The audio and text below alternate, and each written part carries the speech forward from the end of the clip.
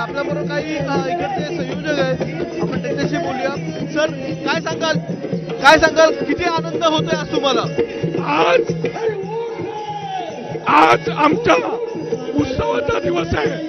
गेले 40 वर्ष तपश्चर्या झाली. त्या तपश्चर्येचा अंत होऊन खऱ्या अर्थाने मराठा समाजाला शैक्षणिक आणि नोकरीमध्ये न्याय द्यायचं काम जरांगे पाटील साहेबांनी केलेलं आहे. आज सुवर्ण दिवस आहे. आज उगवता सूर्याचा प्रकाश सर्व मराठा समाजावर पडलेला आहे. तेव्हा आनंदाचं वातावरण आहे.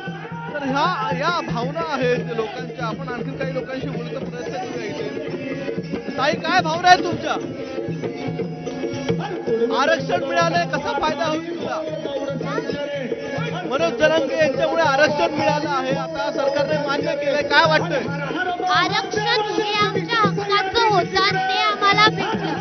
हे पुढे चालून आम्हाला कामी येणार आहे. आणि मनोज जरांगे पाटलाच्या माझी इच्छा आहे ते माझ्या कायम पाठीशी राहावे आणि मी त्यांच्या कायम सोबत असेल. प्रदीपचंद्र लेखे व विष्णू विश्ववंदिता शहा सुनो शिवशेषा मुद्रा भद्राय राज. जय जिजाऊ, जय शिवराय, जय शिवराय. या लहानगे लोक देखील या ठिकाणी आलेत आणि या सगळ्यांच्या भावना आज अत्यंत उत्कट आहेत. याचं कारण एकच आहे, ते म्हणजे जरांगे पाटील यांच्यामुळे सरकारने सगळ्या मागण्या त्यांच्या मान्य केल्या आहेत आणि मराठा समाजाला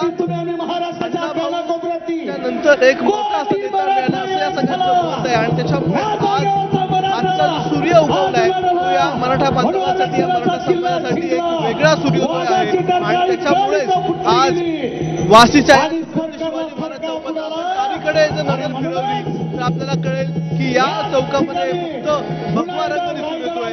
एका बाजूला सगळे जेसीबी आहेत, एका बाजूला लोक उभे, जसे की काल लोक उभे होते त्याच प्रकारे आज लोक उभे आहेत. पण याच्यामध्ये फरक इतकाच आहे, काल ही जी गर्दी होती ती आरक्षणाची मागणी करत होती.